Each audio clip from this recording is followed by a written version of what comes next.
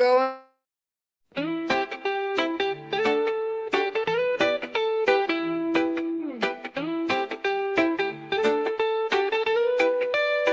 Chilling in the garden where the green leaves grow. Catch a vibe so smooth, feel the peace overflow. From the mountains to the sea, take a token, feel free. In the cannabis and network, that's where happiness be. Blazing trails with friends, dancing in the twilight. Smoke rings right high under the pale moonlight. Every puff a new story, feel the world align. In the cannabis and network, let your spirit shine.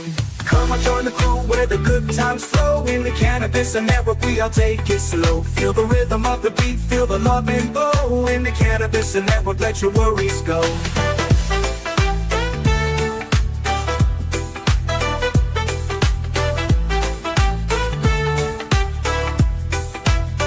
From the desert to the snow, we light up the days. Laughing in the moment, letting stress fade away. Cannabis connect the bonds we create. In the cannabis and network, we elevate. Leaves of green bring scenes serene. Life becomes a colorful dream. Inhale the peace, exhale the strife. Cannabis and network, give me life. Come on, join the crew where the good times flow. In the cannabis and network, we all take it slow. Feel the rhythm of the beat, feel the love and glow. In the cannabis and network, let your worries go.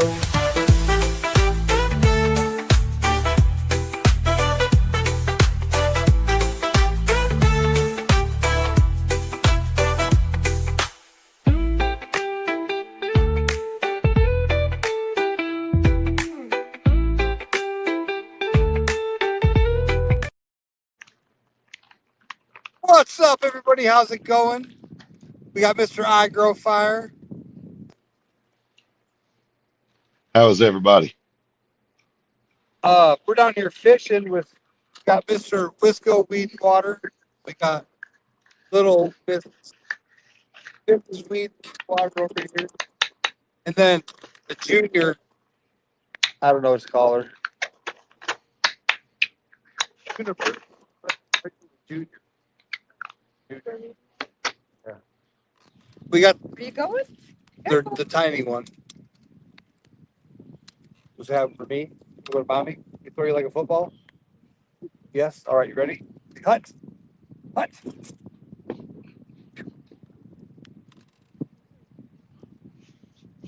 She's down here catching fish with us. Marcy Collins, hello. Happy birthday, Shane Prothero. Yep. Happy birthday. What's up, Telco Detector? Miss DB, hello.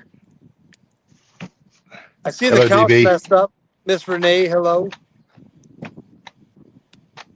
Yeah. We came out of hiding to go fishing. Don't forget to smash the thumbs up. It says only 2 people are watching, but I can see more than 2 people are commenting. It says not 1 person watching. Weird. Maybe it's a dyslexic counter. Could be. What y'all catching up there, Jericho? Nothing fucking today. A buzz. Well, that's better than nothing. So Wisco cheese dick over here caught a sauger and a bass just a little while ago. For our count, it's 2 catfish to 0 right now. I caught a bass by the ass. I caught a walleye, and I caught a giant drum sheephead. She caught probably 10 or 12 bluegills the other day. Nice. We're having fun. Hey, that's what matters. So I think we're going to do some roughing it camping. Some what? We're going to rough it camp it for a month in a tent. We were talking about doing it on an island, or sometime on the island, sometime inland. We're trying to decide. For overseas? Yep, to prepare for overseas. But that means her kids got to experience it. How are the Wisco family doing? Get your ass on camera. You got people over here asking about you. All right, we're going to move and let them swap in. So we're gonna blow them up on big screen real quick. Oh, you dick. Way to put Don't them on keep spot. asking. They want to know how the pregnant lady. So we're gonna let them get over here, and then as soon as they get in stage, we're gonna put them on the big screen. Yeah, we're moving out of the way. Trying to create a fire to create my secret. All right, so you get to roll you some blunts, Cal. All right, here you go. They're switching over. Get in there, guys. Yeah, man. Solo screen is empty right now. All right, we're backstage. Oh, look at that. You can see the pregnant lady. There you go. You gotta lean in. You gotta snuggle in. It's snuggle mode. You guys are following. My hair is all All right. over the Oh, place. look at you. He's worried about his hair. Here's a hat. It's all up in my face. All right. Fuck too, Kyle. How's it going, dude? You know I love you, Joe. What is going on? How about you new old Johns? Oh yeah. Whoops. It shouldn't let me press buttons on this thing. No, we've been out on the island. What was that? We started Thursday, staying out there on the island. It threatened us with rain the entire time. We got about 10 minutes of rain. That's about it. So I mean, we had a great time. About 20 people showed up. 60 Nice. trips back and forth in the boat. It was crazy. The next day we went tubing. There's a fish on this pool. Give me a second. Fucking Jericho. Oh shit. Little rock bass. Just a baby. Hey, at least he's catching. I hope it didn't fucking swallow it. These guys are not too user friendly.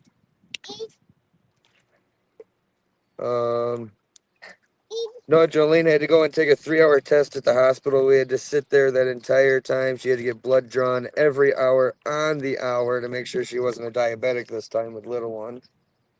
She actually ended up passing that with flying colors. That's awesome. Yeah. Hell She's yeah. scared she's gonna have a fucking 6-pound baby this time. I told her she got lucky last time.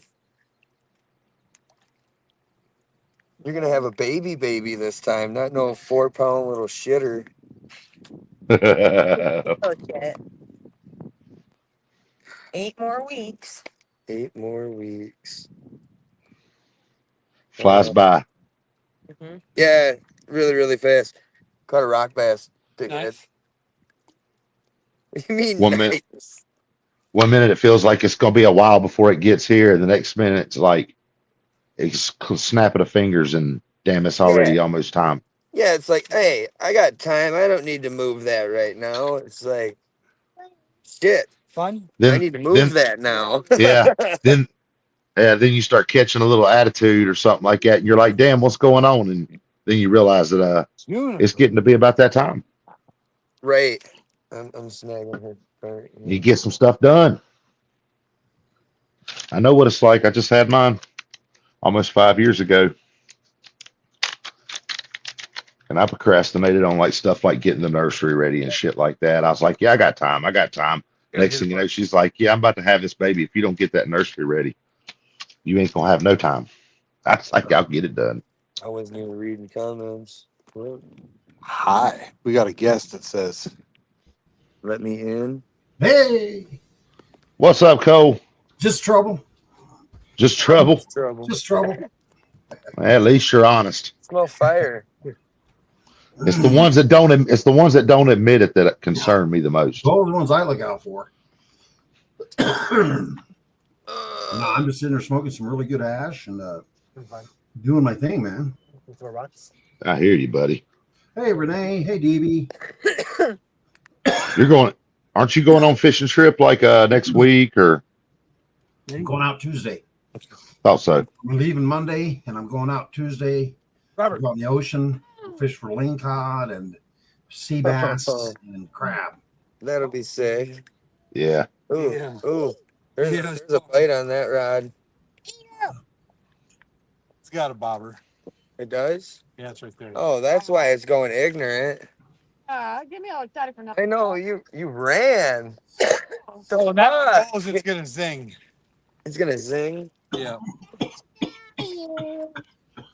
Here, you come say hello while I run to the car. There you go. Look at you first. Say hi, Kyle.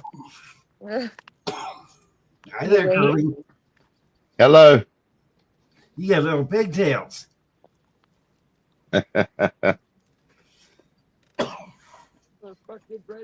My granddaughter just graduated preschool or kindergarten. She's going into first grade next year. Say hi. Nice. Goes by fast. Yeah, mine starts kindergarten this Are you year. winking? So Nice. No. yeah. Full steam ahead from there, you know. Uh-huh.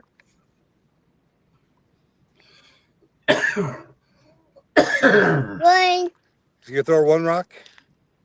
Throw it over here. Yeah.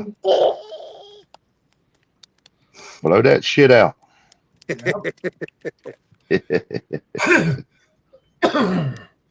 Let it go, Throw Cole. one more. I'm telling you. Throw one more. Real deep. Two That's more. some good ones there, you know. All right, this This one. is kind of good hash. Pick that one up. Hell yeah. Yeah. Throw that one Let But me don't- tell you something. over there. I wish I could be a brand ambassador for this guy because let me tell you something. He makes some of the best hash in the state of Washington. Really? All right. And nobody knows about it. He charges half what the other people do Smoke. for a better product. Gotta love those guys. Oh God, I met him. I met the owner. I met the guy that actually makes it.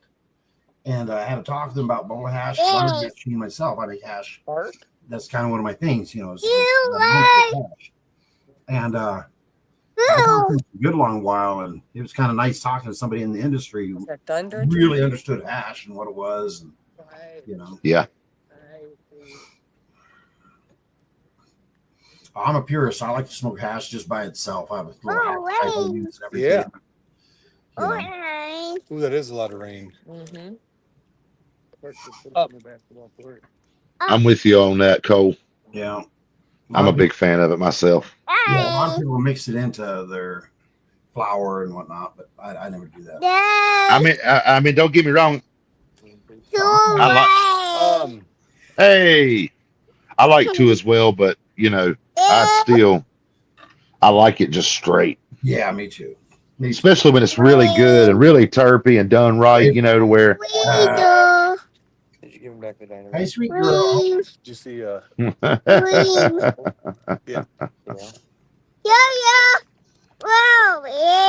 Going sour. yeah. Juniper, look out! Yeah, she's a She's- camera hog. She's telling us all about it now. Yeah. She says she Kyle, got we've something to been- say. Kyle, we've been setting up these summer bashes, man. We're doing like one once a month. You should really try and make it up to one. I'm ready to. Jesus Christ, y'all are not right up the road. Yeah, it's about 23 and a half hours. For you. Damn. I thought the 16 where Jericho's area is was bad. So we have to get in the vehicle. You want to help me put these back in my boat? So we're gonna go backstage and mute for a minute. We'll just walk over. One of the... We just got a storm blow in on the river, come up the river and down the river at the same time. Oh boy. So we're gonna run to the cars. We'll be I right would back. advise that. All right. I would advise that.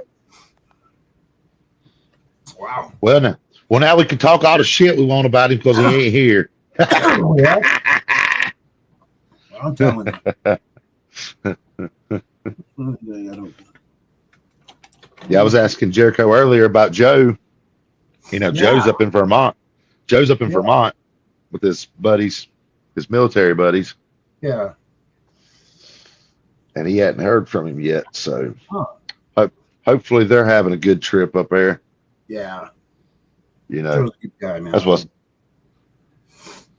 Yeah, you can't beat old Joe. That's right. Hell, even if you ain't gonna find nothing up there, that's what I was telling Jericho. We're pretty lucky. The groups that, most everybody that I go prospecting with, yeah, hell, we all just enjoy getting out there together and having a good time, hanging out. Something? I'm taking my goddaughter out prospecting with me later on this month, and I'm not even going to be looking for gold.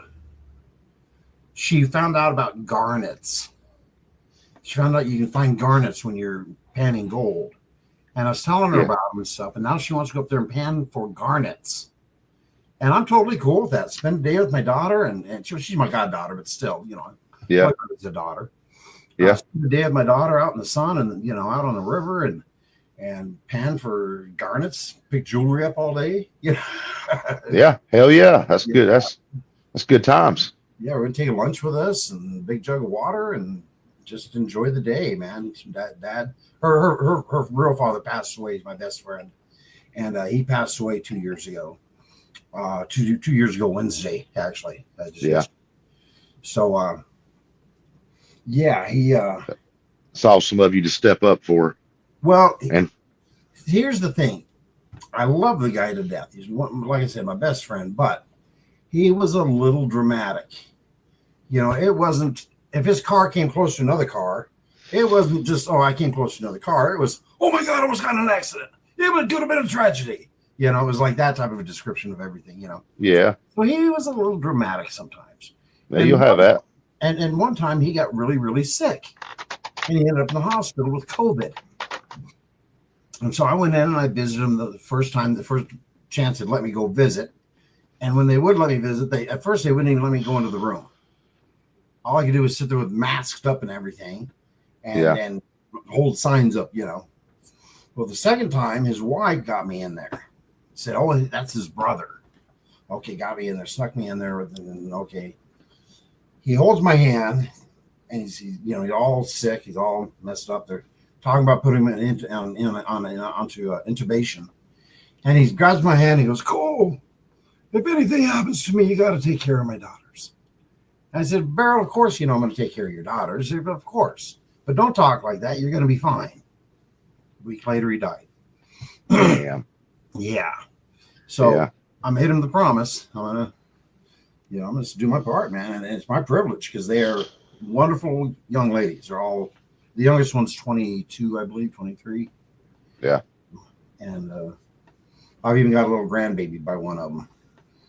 So, it's always good to be a mentor and, do your part with the younger as you get a chance. I grew up with a lot of older people, that influencing me through my life. And I matured quicker. I think that's kind of one of the reasons, as ignorant as I am, I made it through certain, parts of my life was because of them. Oh, there's parts of my life I wouldn't have survived if it wasn't for my work ethic. Yeah. If it wasn't for that alone, Well, yeah, work ethics, but I mean, just your mentors and the emphasis that they put on you and the way they rub off on you and everything like that, like your work ethics and everything, you develop that from your elders, Yeah. No, I'm just saying, I learned that from my father. My father was 50 years old when I was born. My dad was born in 1918, right through the Great Depression. So he knew how to fix everything. My dad could fix everything because during the Depression, that's what they did. Yep. You didn't have no choice. Yeah, they just fixed everything. So he was just that type of guy. But he instilled that really driving force to work, Any chance I get when I work, I'm really into it. I'm all about it. If you're going to do it right. And do it exactly. I don't want to and do it well. I don't do it well. I don't want you to call me back, so of course I'm going to do it. I'm going to do it, right. I'm going to do it well. Yeah, just like you said. Yep. I was the same way. I was raised with a bunch of old-fashioned old timers, and and most of a lot. The best news I got from them, from growing up with that older crowd, the music. Oh yeah. Oh my God. Yeah. Yeah. Today's music, just can't even compare.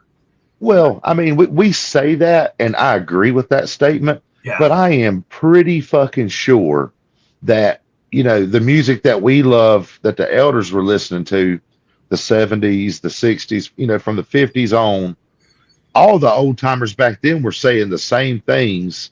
Oh, this ain't good music. They don't know what good music is. They just ruining it. Yeah. So I think, it's just like we say, times are doomed. They were just as doomed in the 80s. Can you imagine what the old people thought looking at the kids of the 80s? You know what I mean? Like the way we were, we weren't so bad because I'm from like more of a rural area. So it's not like we had a lot of the city shit that you seen, the punk rock scene, all the crazy shit. Like, the whole, everything's always been a gas in society. Yeah. It's just at the time, I guess it seems more once you're involved in it, you start to notice it. You think it's so much worse than it really is. Yeah. Still same batch of idiots. You know what I mean? Everybody grows up. I mean, I've been as ignorant as they could be at times in my life, and Nice. Hey, I turned out okay. Hey man, it's Marcy Collins' birthday today. Happy birthday, Marcy. Happy birthday, Marcy. Congratulations on another completed trip around the sun. And many more. All right. Absolutely. And she's going to be 120. Damn right. Yeah. I just came back over from Bremerton, Washington, which is a port city where they have the naval yard. Yeah. A bunch of big Navy ships and stuff there. And I went down, I was over there working on painting part of a house and for a buddy of mine. And I took my lunch break. I went down to the naval yard and looked at all the ships getting worked on. And, it was just kind of cool being at the waterfront, watching all the activity going on, And things are huge. Oh, yeah. Everything's huge. You know what I mean? Like it don't look that big on the TV. Yeah. Or it looks big. It looks big on the TV. But it don't, until you're actually standing by it. Exactly. We have a aircraft carrier down here in Charleston called the USS Yorktown. Yeah. And when I was in the Boy Scouts when I was young, we used to go down there once a year and we would stay on the Yorktown for like 3 days, 4 days, something like that. It was, and my dad would always take me down there and he loved all that shit. He was big into war history and just, history of our country and everything and military wise. So we would go down there. I went down there 3 different times and stayed on that ship.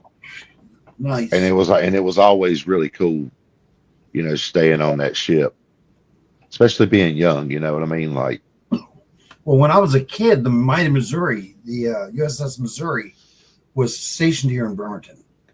It was a museum, and you could go through and see all the different places. That's where the Japanese surrendered. It was on the deck of the Missouri, and so the Mighty Mo was here for a long time. And we used to go. Did you say Yamamoto? Yeah, Yamamoto sign was on the deck of that ship.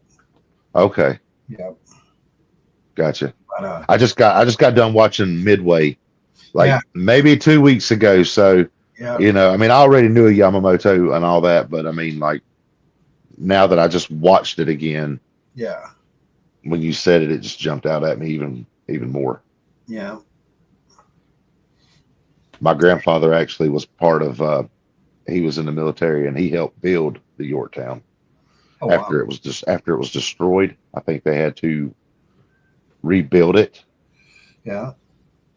So he was part of that, I believe. Yeah, my father actually joined the service during World War II, the beginning of World War II.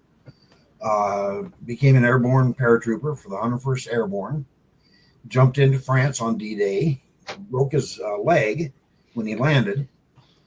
So he got rid of his chute, crawled underneath the hedgerow, and hid there for 3 days until the Allied troops caught up to him.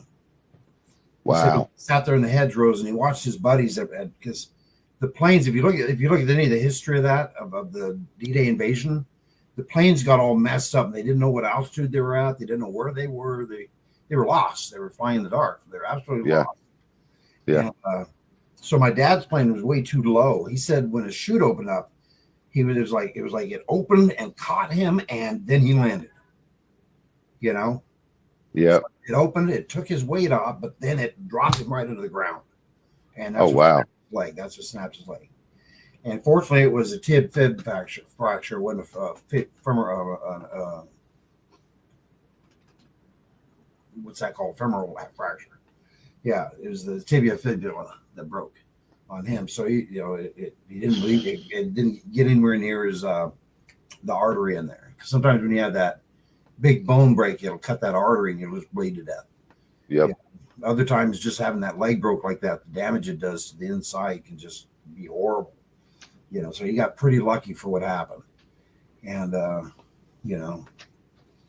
but he came home a hero because anybody coming home from the war back in the 40s was a hero. Absolutely. It's a damn shame the people, and the damn shame the troops from Vietnam didn't receive the same kind of treatment. Every time I see a Vietnam veteran, especially one wearing a hat or a shirt, or I welcome them home. I go up and say, "Oh, you're in Vietnam?" He goes, "They say, well, welcome home," and I'll shake his hand. And I do that because they didn't get that when they did come home. No, they didn't. I do that to every Vietnam veteran I meet. Home first thing. I always thank them for my freedoms, but yeah, and their service, but good on you. I gotta buy a sailor lunch today, man. When I went to Burger King for lunch, but in front of me was a guy in naval uniform, and I said, "Excuse me," I said, "Are you active duty?" He said, "Yeah, I am. I'm down in Bremerton." And I says, "Well, I'm sorry, but your money's no good around me at lunchtime." He goes, "What?" I said, you can't buy your lunch around me at lunchtime." I said, "I'm an Army veteran." And I said, "I don't care if you are a Navy, at least you're not a Marine." No, I love the Marines, those crayon eating, glue sucking Marines. My godpop, which was, like one of my biggest mentors, one of the most influential people in my life, was a Marine, ex-sniper. He knew General Mattis. He used to go up to fucking Washington and have fucking dinner with General Mattis and his family. Like he knew him well, but no, let me tell you why I joined the Army and not the Marines. Because I knew I wasn't tough enough. Those Marines are tougher than me. I know that. I admit it. I know it. There's just something about them that they're put together different. I just about went in the Marine Corps straight out of high school, and actually he was the one that kind of talked me out of it. Yeah, and they're not for everybody. It's not for everybody. They are the few and the chosen. Oh no, he told me I'd made a good one. Yeah, he told me I'd have made a good one, but he told me I had too good of a damn heart to go in there and let them kill it. Yeah. And he said that's what they'll do. They're going to beat you down. They're going to break you down. They're going to destroy who you are, and they're going to build you back as what they want. Yeah. Every Marine I ever met was just rawhide tough, man. I mean, they just don't take downtime. They're always ready. They're always on, Everybody is ready to react. Yeah, it's like that with the Marines, the SEALs. I've never met any SEAL members, but Rangers are the same. Rangers are just like that too. Special ops. They're always on a swivel. You'd be in there drinking beer with them in the barracks, and they know everybody in the room and where they are and what they're doing. Yep, you've got it all logged. I mean, it's spooky. I've got some buddies that are damn I don't even know what they are. I just know I know when they go places, there's a green light on everything. And the motherfucker, I tell you, I fucking kill more people than fucking smallpox, and I don't give a fuck. Yeah. And almost like he enjoys it. So. What's up? Keep digging, metal detecting. Keep digging. That's what you got to do. Keep digging if you want any of that gold.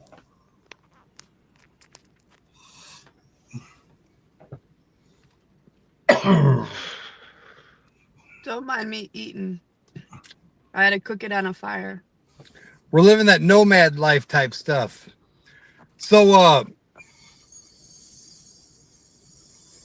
I had to do some interesting I'm gonna call it Holly weird. Some more Holly weird things yesterday, right? Mm-hmm. And she said I get to be off. Basically, if we wanted to, we could go off grid. And if our connectivity is bad, that's because we're in the middle of BFE. I don't know if you guys can hear us. No, we can hear you. Yeah. Yeah. All right. If we're going in and out, I apologize. We're in a storm and we're in the middle of nowhere.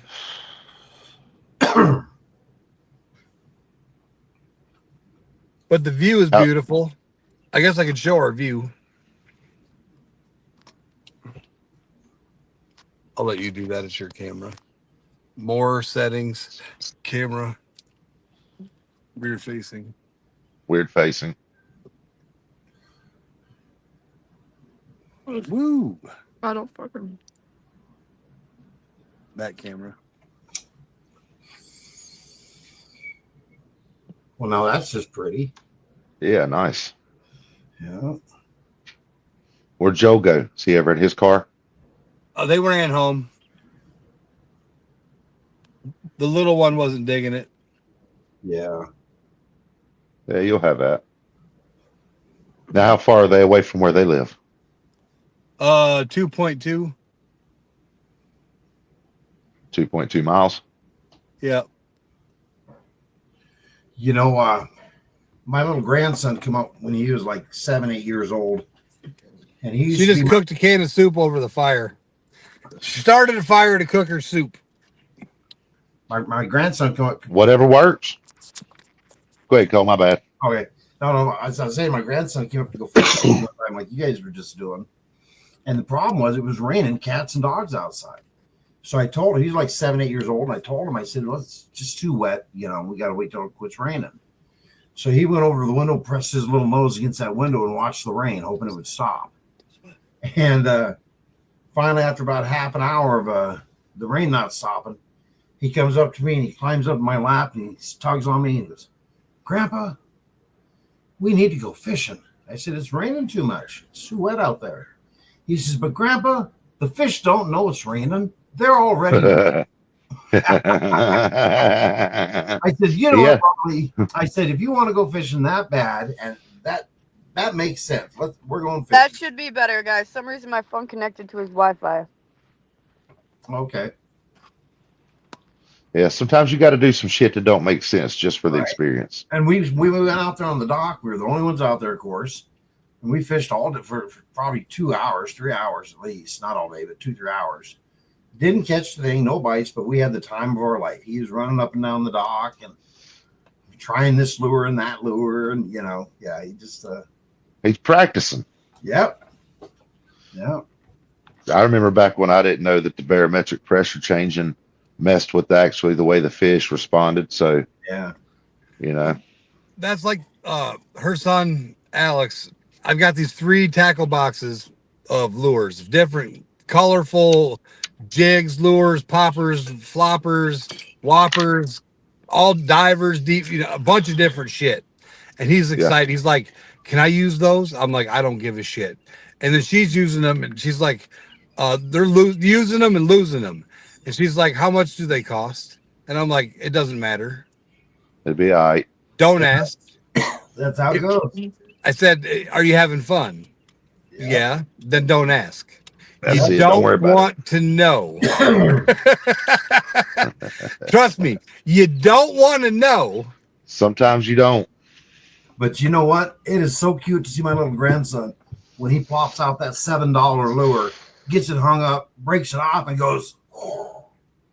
Yep.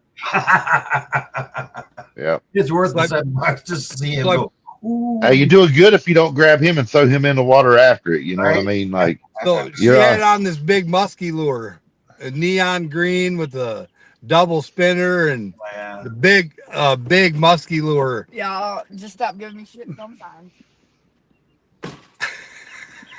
big old $45 lure. Oh no. And but she had a fish on. Here's the thing.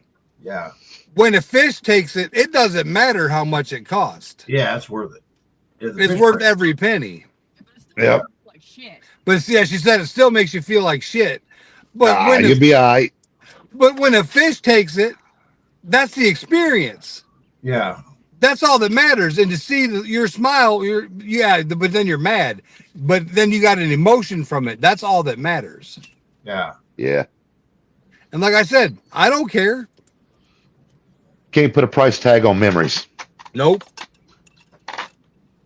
Well, you can, yeah, you can, but sometimes that price tag just goes right along with the memory, you know. Mm-hmm. But I wanted to show this off. That good ones and bad ones that works out with. Make it longer. I'm trying.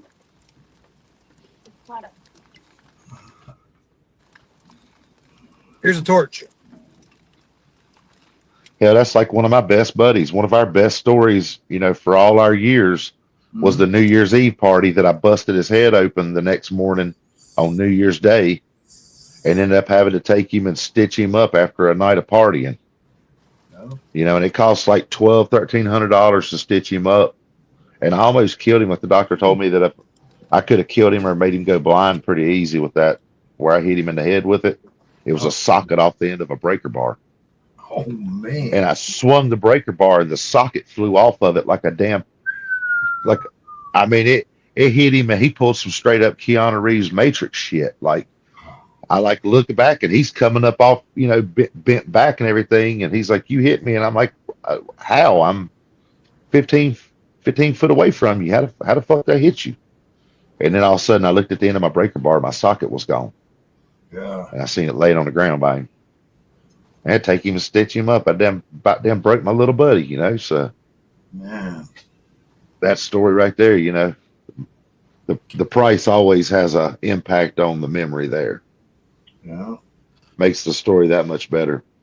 Yeah. People at the urgent care couldn't believe that I come in to, you know, stitch him up. They're like, "You're going to pay for this?" And I'm like, "Well, I cracked his head, you know. I mean, it kind of only be right, you know." Yeah. Yeah, we was having a good time at life. You know, I mean, we were spending that in a weekend. So, You know, I don't know if I told the story about or not about when I was a kid. I was like 10. I was a 10-year-old boy living in a commune with a bunch of other little kids and adults and just wild runts, right?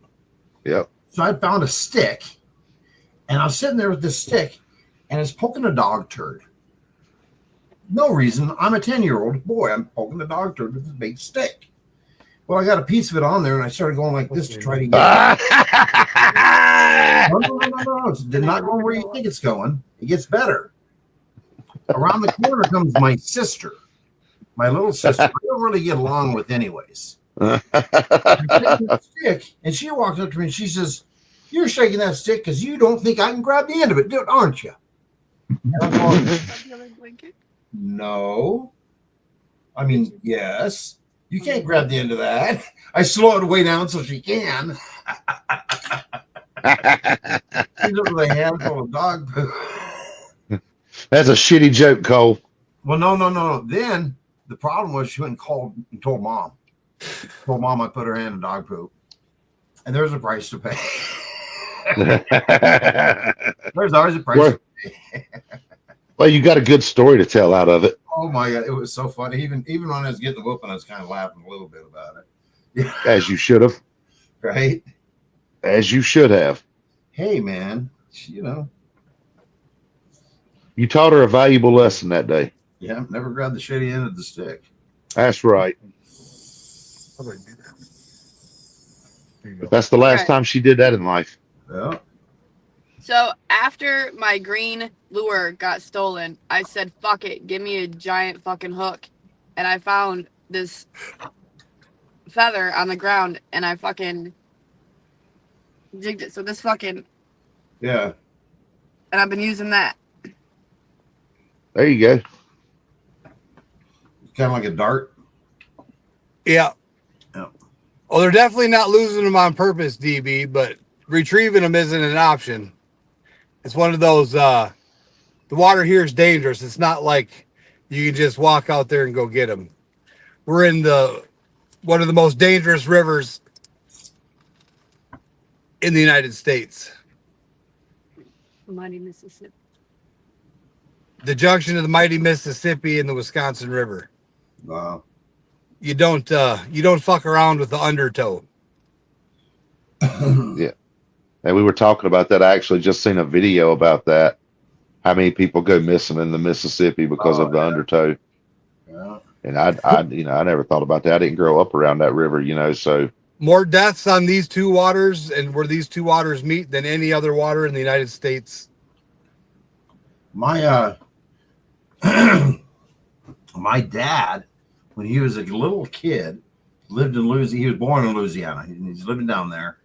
And the Mississippi flooded one year. I don't remember what year it was, but it was like a historical flood they had down there.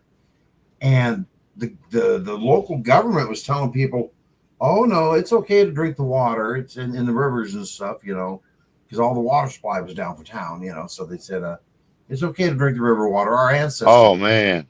They said it re-cleans itself every 100 feet.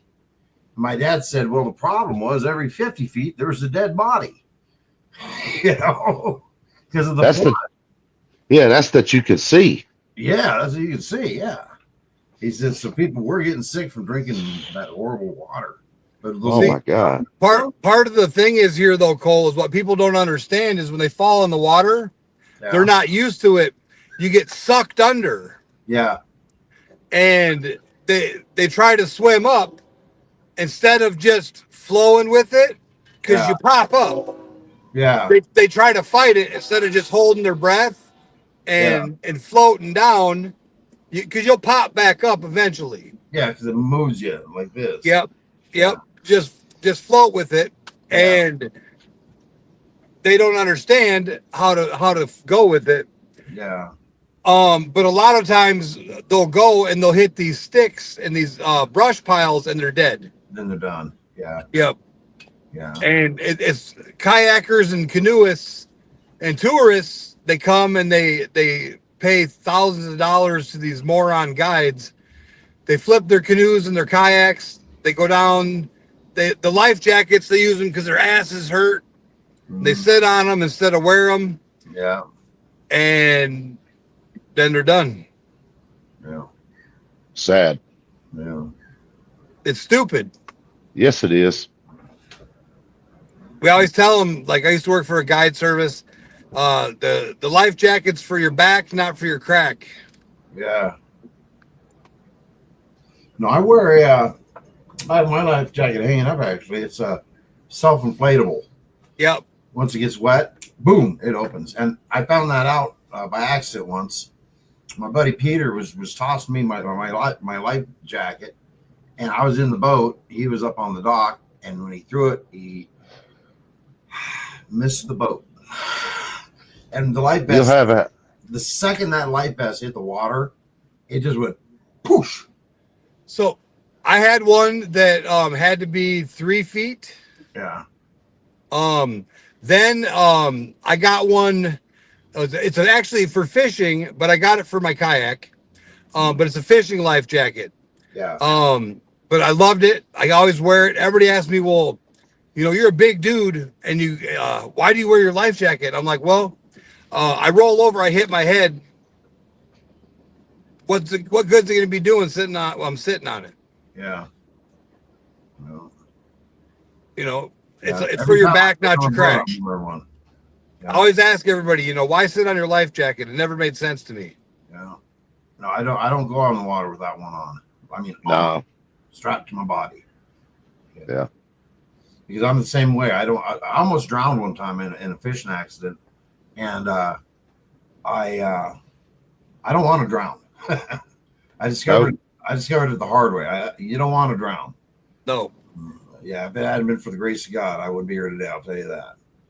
But had some close calls myself, Cole, with the lake. We got Lake Norman right here, and I grew up on that lake. And I had a buddy with a speedboat back in the day, and we used to get out there and blaze that fucking lake at 85 mile an hour.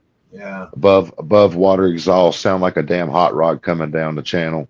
Yeah. And we were riding along one night, and it was we hit this little patch of a wake, out of nowhere. Oh man. And I mean, it sent me up across the boat to the back corner, and then across the boat to the other back corner. Oh man. And I mean, it was no joke. I mean, it was 8, 9 of us on that boat. My buddy about, we were all headed to the bar. Yeah. We was hanging out with a couple of the NASCAR executive guys, corporate guys, Yeah. and we had one of the race car drivers with us, and we were going to the bar, and just cruising along 85 mile an hour, with the radio blaring, just living life wide ass open like we did at that age. And Yeah. next thing you know, that damn boat like went up in the air, and when it come back down, it instantly turned. Oh. And I mean, it threw up. I mean, it was one of the most violent. I've been in some bad wrecks. I've had fast shit my whole life, and raced. I've raced since I was 16. Street bikes. I had my first car had nitrous on it. I've had some pretty shitty wrecks, but that was one of the most violent encounters that I've ever had. I do nitrous as far when as I drive. That's amazing. do what? I do nitrous when I drive. So Yeah. no, I'm kidding. I don't do that stuff at all, man. Yeah.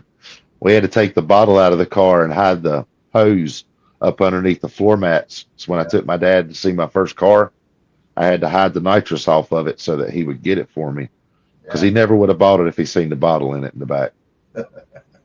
So we pulled that shit out, hid everything on it so that he didn't know nothing about it. Yeah. Put the switch back on it, and doing dumb shit at 16 years old like I had no damn business doing. And lucky I lived, and lucky I never hurt nobody else in the process. Yeah. That's the biggest thing. Yeah, I about drowned in a river. I was a steelhead fishing. I had like half an hour. I was half hour early for work, so I figured I'd stop off, throw the line out a couple times, see if I get something. Right. So I go down on this little private patch of the river where a friend of mine let me have access to the river, and I had some work boots on, and they had bottom. They're like cowboy boots, right? But they're work boots, but they look like cowboy. Anyways, so they're slick soled. And I was walking out on this moss, and I was like, well, this moss feels okay. I'm all right. Well, that's all the further I thought about it. And when I went and threw my line in, that moss that was attached was only about that thin, and it was attached to a slick rock, gave out from under me, and I slid right down the rock into the river. Oh, man. I'm wearing these high boots, which filled with water and acted like two anchors. Yep. So I tried to get up, but my feet were like literally stuck in the water. They're stuck in rocks. They were stuck. The current of the river was holding me under the water. Yeah. It's a very fast river. It's the Skycomish River. Very, very fast river. Well, I'm like holding my breath, trying to work my feet loose. My left knee just starts, something broke in my knee, right? Under the water. Well, right about then, my feet let go, and I was able to push myself up and get a breath. And I went back down. And I did that all the way to shore. All the way. Well, actually, it was down. I had I could just go straight across because of the current. So, to shore was through 100 yards downstream. But I finally made it to this little outcropping of rocks in the river, and it was right by a highway. And I go out there on the highway, and I'm trying to get some help because I got this stick to help me walk because I've done something to my knee. So I'm out there on the highway, and I'm like, hey, help, I need some help. But, if you saw me soaked and wet at 7 a.m, doing this on the side of the highway, you'd probably drive by too, Yeah. Yeah. I couldn't get a car to stop for me. So I went ahead and walked all the way back up to my truck, which was about half a mile, and limped it. Got up there, drove myself to the hospital. Sure as heck, I tore my meniscus. Oh, man.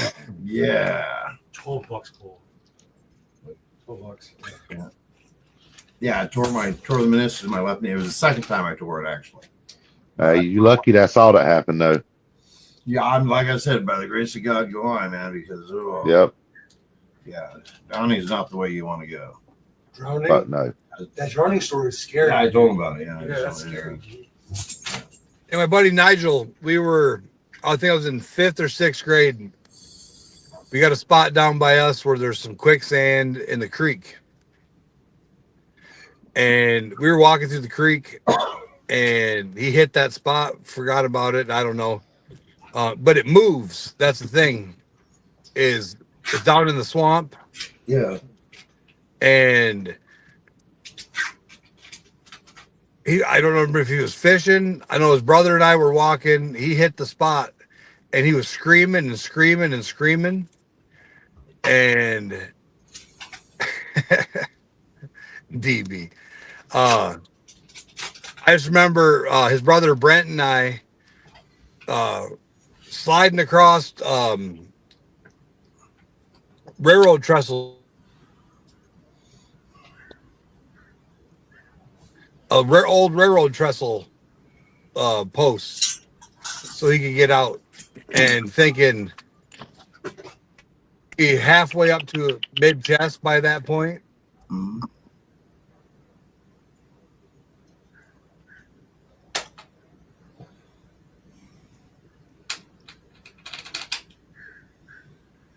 Tell you what, there's a lot of kids that don't really experience life. You know, they don't get out and do shit like we got out and done shit. And a lot of people in general don't. You know, a lot of people just stay in their little bubble. More tackle boxes, less Xboxes. I feel you on that. What? And that's what we were talking about. And we're trying to get it. Her kids are Xbox kids. They've lived a sheltered life, and that's over with. That's pretty common this day and age. You know what I mean? Like everybody over the last 20, 30 years really has become so engulfed in living their life as far as via social media. They're only getting out, going to work, or possibly getting up with their family. You know, nobody goes out and does anything really. I've never really been that way. I don't have any social media hardly. I just got the damn tiki-taki like in the last 2 years. I don't even have my profile set up. I don't give a shit. I go on there to see what the dummies are doing and look at the funny shit, and that's all I give a fuck about. I don't care about. I got plenty of people to talk to. I don't need, Yeah. I don't.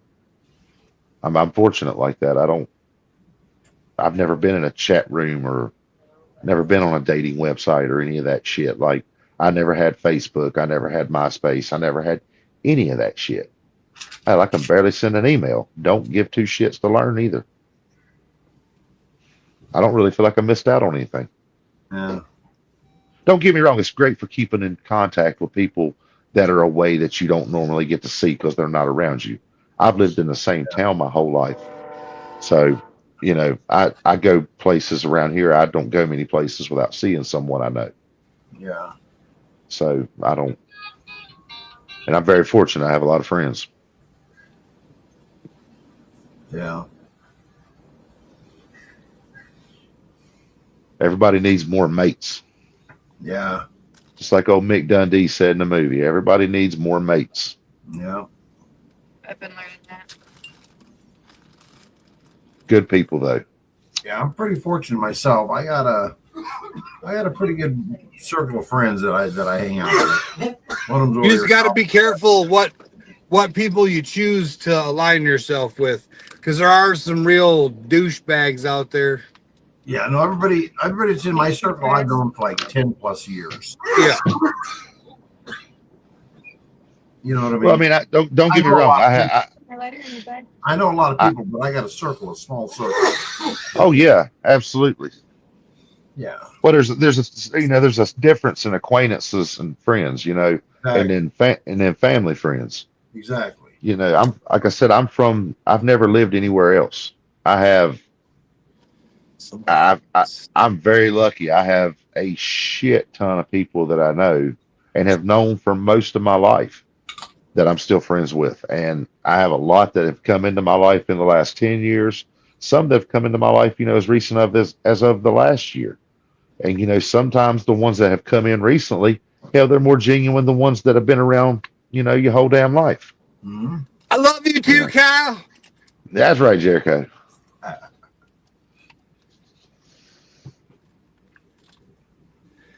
Cole Benjamin doesn't live with us. He's an electrician.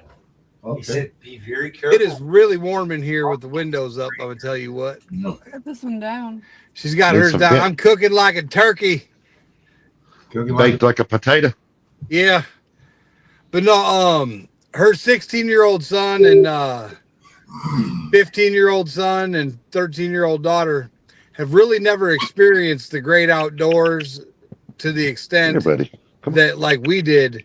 I mean, would you say about 10%? I'd say maybe 5.5%. 5.5%. I don't know. Like,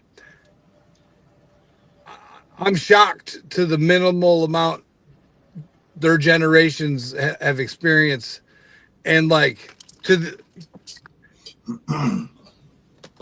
I told them they're going to get a crash course in life before they're 18. They're going to learn a whole lot of stuff because I do so much crazy shit and my friends do so much crazy shit. My buddy's like, this is a chainsaw. This is the end you don't touch. Here you go. And he's like, and she looks at me and I'm like, this is life. You need firewood. Yeah. How do you get firewood? He's 16 years Come on. old.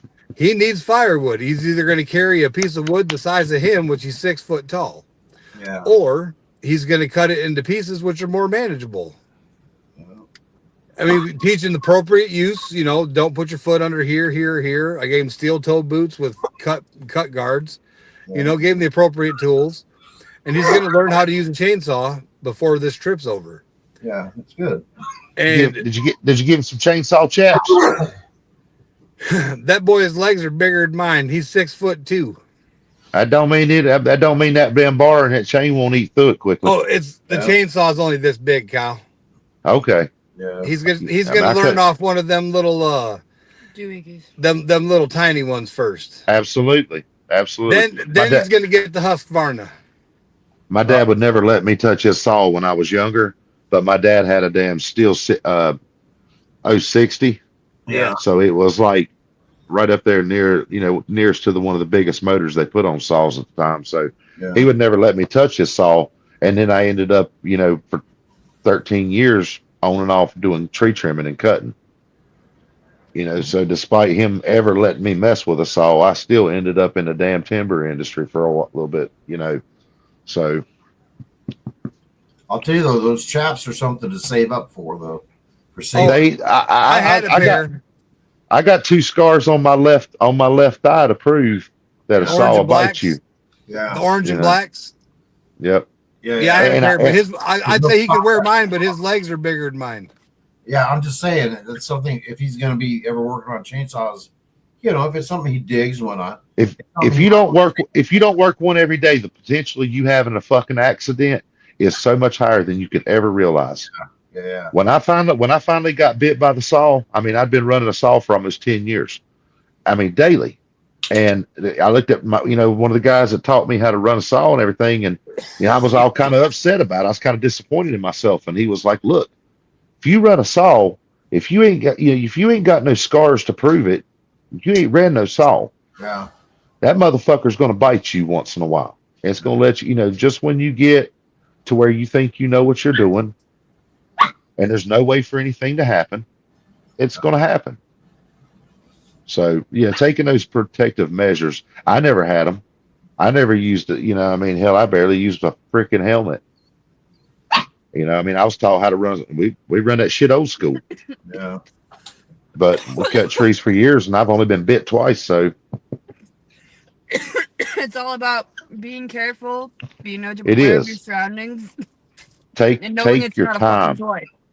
Take your time. Don't get in no rush. When you know, when we cut trees, you know, if you get into a rush and make a mistake, you could drop a tree on somebody's house. Yeah. Yep. You could drop a tree across the road and hit a car coming down the road and kill somebody. Somebody's head. Well, There's like all today when we were on the boat, there was a little dirty gas in the line. Yeah. So fucking old Wisco pops the fucking back off, hands him a fucking screwdriver and says, it's this hose, this clamp. Here you go. Figure it out. Yeah. Oh man. Well, he got the right clamp, Oh but wasn't able to fucking get the hose off. boy. So she got down there and pulled the fucking hose off and then blew the line out. But he still figured out which he did get the correct clamp and the correct hose. So you got to give him that for never touching the boat motor before. And this is an inboard. It's not a fucking. Yeah. It's not a regular, you know. Yeah. With Yep. some cowling, you just remove and you're at everything. Yeah. Yeah. This You one gotta you got to look- get down in the motor and fuck Yep. with it. So Yep. he did figure at least the right 2 parts out there, Cool. but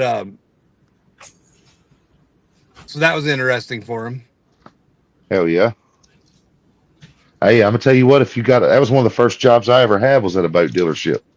One of my neighbors, he was a jet ski salesman for a big boat dealership down here on the lake, and I learned a lot of shit, about boats that year. And one of the number one lessons I learned was people's happiest days were the day they bought them and the day they got rid of them. Yep. So, hey, that stayed true as the North Star right there. You see motherfuckers coming in, selling their boats and shit, and them motherfuckers is like breathing a damn sigh of relief Somebody when they else. get rid of that. That's somebody else. Man, you got to pay more if you don't have a trailer and all that, or if you don't want to go in and out of the water all the time. You pay mortgage. You got to buy gas. You got to buy oil. You got to tune up. You got to. The gas ain't cheap, by the way. Well, the first time it breaks and it has to go out of the shop or go into the shop to be fixed. And everything is. Let me tell you something. I used to complain when all my bills were just $100. But man, every time I turn around, it's $100 I'm spending. When I had that boat, it was every time I turn around, I'm spending $1,000, man. Minimum of $1,000. Service the engine, special for $999.99 this month only. I'd wait for the specials to come around. I mean, it's just ridiculous how much Yeah. they can charge that much. Yeah. They do it because they can. Yeah. Let me find my purse. I rubbed my But, eye with contact. Yeah, my neighbor, we had to hook up because he was, I mean, the amount of jet skis that he sold every summer down here was staggering. But he was also over here right beside a neighborhood that had Michael Jordan, Larry Johnson, Joe Gibbs, all of them lived in that neighborhood over here. All the rich and famous people do. So everybody with money was right down here by this boat dealership. And I mean, they just flat out sold the hell out of jet skis. They were the only ones that had Speedos. Yeah. Look, you So- just slipped into the chat. Dutchy. What's Mr. up, Dutchy? Coldman and Dutchy Jacko. I'll get out. All right. I'm looking for her purse. I'll be right back. Okay. I rubbed my eye and my contact fell out, and I tried putting it back in, but I need to put it in a solution. Wow. Are you on my purse? Hercules, what are you doing? Yes, he is. So that Hercules is guarding the purse. stuff is decent. Good puppy. Stuff is pretty good. Nobody's stealing this motherfucking purse. Oh no, what are you looking at? Oh, this stuff? Yeah, $12. Can Decent, Can- I'm not sure. We got just enough money. Cool. How about make it? $12. Here, come on, up here. Come on, get a seat. Come on, buddy, up. Come on, It's okay, baby. Get up. come on. Up So here. so we're dog sitting for the next couple of days ourselves. Jericho. So it's What Peter. kind of dog? Hercules. I don't know what you called it, but it looks just like Toto off the Wizard of Oz. Oh, it's a Toto dog. It's a little Toto dog. It looks exactly like Toto off the Wizard of Oz. And a friend of ours is moving to the beach. So she's down there looking at homes this weekend, and we kept her dog for her. So you a little bit. Enjoy it. Give it that surface, remember? So So tilt it back. this Tilt it more. More. There you go. Thank you. Hey, Dutchy, I'm teaching my friend Peter how to smoke some hash, man. He smokes it before, but he smokes it like he does flour. I'm trying to teach him. I have a special hash pipe. You're more than welcome. Greens in it, and then I when I smoke it at a bit of an angle, so that the screens give more surface. So when the oil goes through the bubble hash, it goes through those hot screens and has more surface to burn. So you burn more of the hash, Yeah. there's just a few little tricks to actually being a hash smoker. Don't give me You can't just throw it in a bowl and smoke it like flour. You'll waste it. Yeah. You waste a good bit. But you do get the benefit of it too, though. You do, You know what I but mean? When you hit it, you can taste it. Just oh yeah, it's clear and obvious that but you damn sure are wasting a lot of it. I always wanted to get like a 2-man hookah Oh, for yeah. hash. Well, what Where I you- did one year was I made some Afghan blonde, and I made a big brick of it. Oh, nice. I had a 20 ton shop press that I used to press my hash with. And so anyways, I come up with these big black bricks of hash. And Nice. one year for Thanksgiving, I was a chef for 20 years. So I know how to cook a little bit, you know. And one year for Thanksgiving, I had a Thanksgiving party at my house with just my closest friends coming over. And at any rate, it wasn't a kid friendly event, so there weren't any kids there, you know.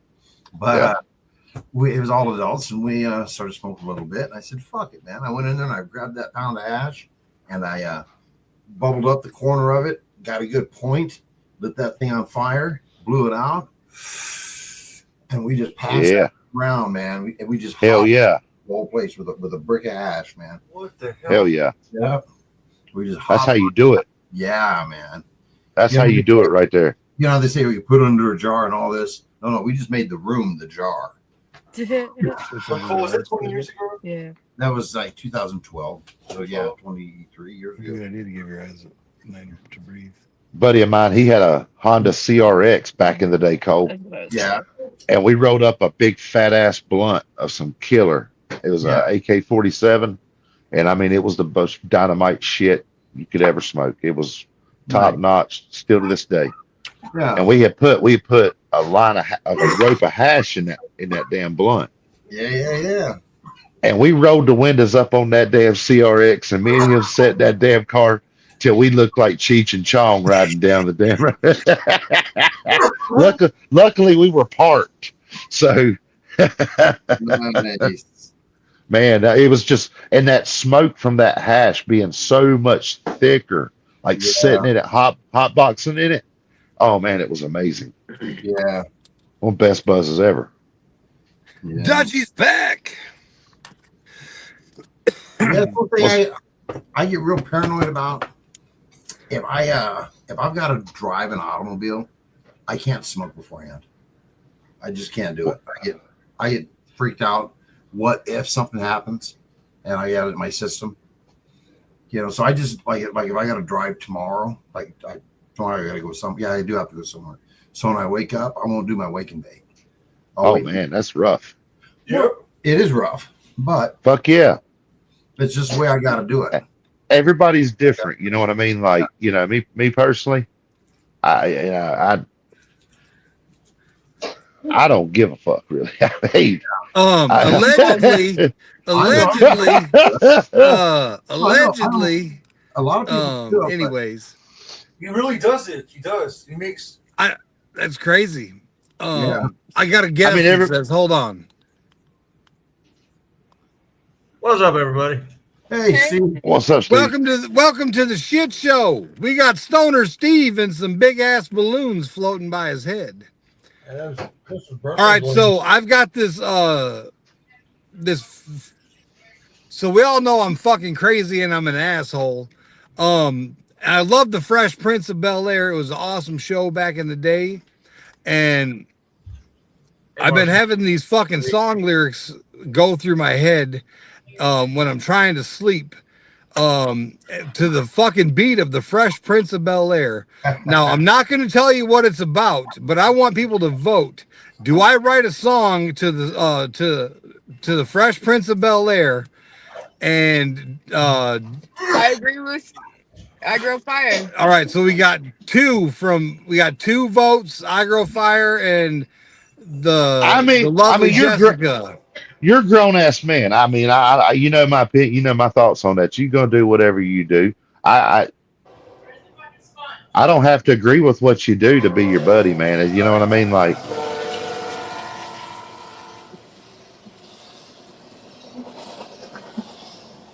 oh, y'all are over there by the train tracks. I done heard about the fucked up ass shit that takes place in them kind of parts. You're those people, huh? I heard about them. I see them now.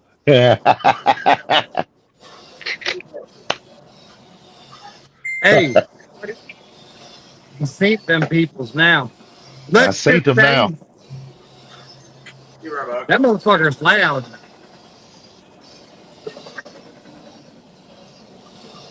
So, buddy of mine, when we were young, my little buddy Gilligan, the one I broke, I hit him in the head with a socket. We were over at his dad's house, and his pops was sitting there. God rest his soul.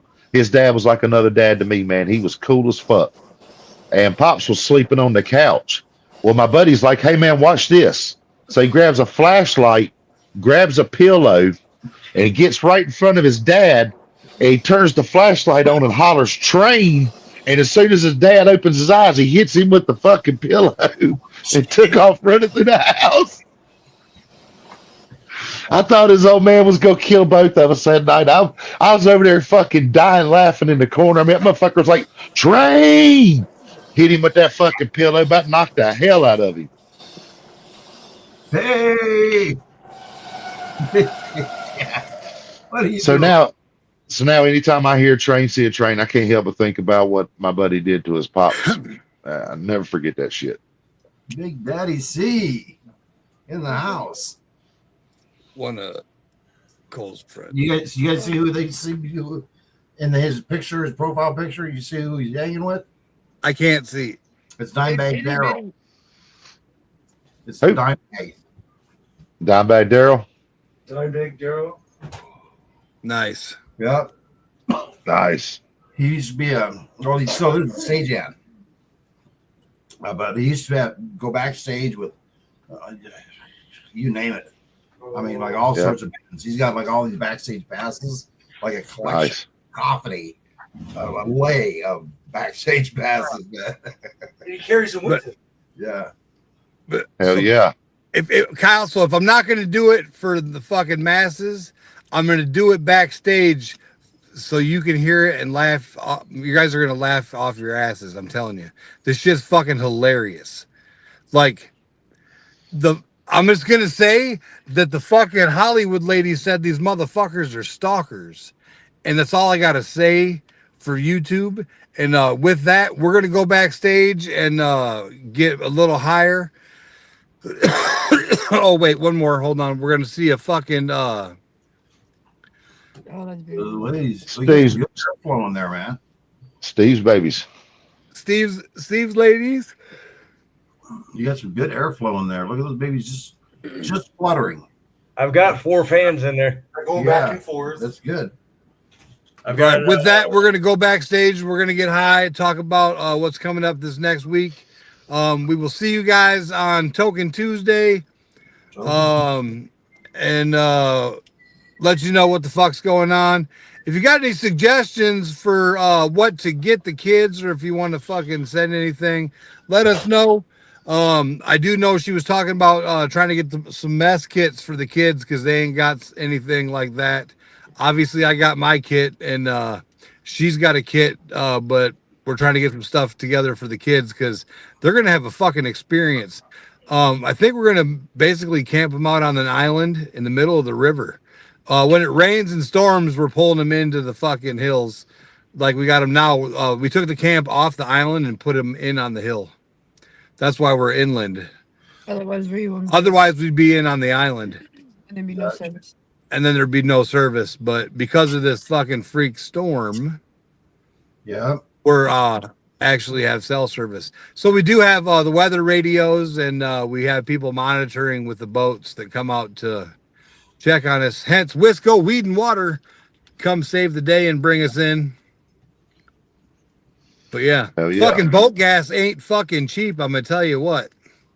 Oh no. Yeah, that's just rough. You got to use that non-ethanol. Yeah. Especially in those older boats. Yep. Like I've got. Yep. Ooh, it's I've 10 gallons in it for the last couple of hours if I run it wide open. How much is it per gallon up there? I believe it was $7.50 something. I think down. I get it before I hit water. Yeah, I'm pretty sure down here, like on the lake. He lives on the water. That's the. I'd be going to get 5-gallon cans and going to the gas station to get a gas. Yeah. Get gas. You get you one of them roller tanks. Get you one That's of what we were fucking roller talking about. tanks. It's like an Irish goodbye. Yeah. Yeah.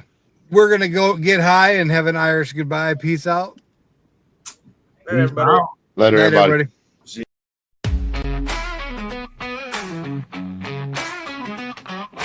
Hood Billy life, yeah, we fighting tonight. From the hood to the country, we're shining bright. Grinding and climbing, we're reaching for the sky. Hood Billy life, we're gonna fly. Born in the boondocks, and I wasn't a saint. Hung out under the stars, but I needed more than that. Hated where I came from, shit's changed so now I'm holding on to my roots, yet chasing my passion. I'm knocking on doors, made moves in the streets, chilling in the hood, hustling and grinding, searching for no good. Made mistakes in my time, learned my lessons, now I'm wise. Striving for better, chasing my prize. Never giving up, even when times are tough. Cause now I'm on a mission, I'm gonna make it up. From the city lights to the country nights.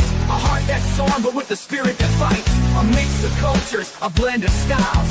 Hood Billy life, we're gonna make it loud. From the city lights to the country nights. A heart that's healed with a spirit that shines. Learning from mistakes, growing stronger. Hood Billy life, we're moving forward forever.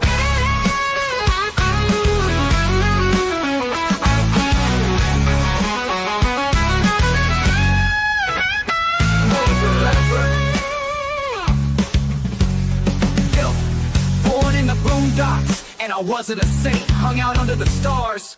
Born in the boondocks, and I wasn't a saint. Hung out under the stars, but I needed more than that. Hated where I came from, shit's changed though. Now I'm holding on to moves, yet chasing my roots, yet chasing my passion. I'm knocking on doors, made moves in the streets, chilling in the hood, hustling and grinding, searching for no good. Made mistakes, did my time, learned my lessons, now I'm wise. Striving for better, chasing my prize. Never giving up, even when times are tough. Cause now I'm on a mission, I'm gonna make it up. From the city lights to the country nights. A heart that's torn, but with a spirit that fights. A mix of cultures, a blend of styles. Hood Billy life, we're gonna make it loud. From the city lights to the country nights. A heart that's healed with a spirit that shines. Learning from mistakes, growing stronger. Hood Billy life, we're moving forward forever. Hood Billy life, we're moving forward forever.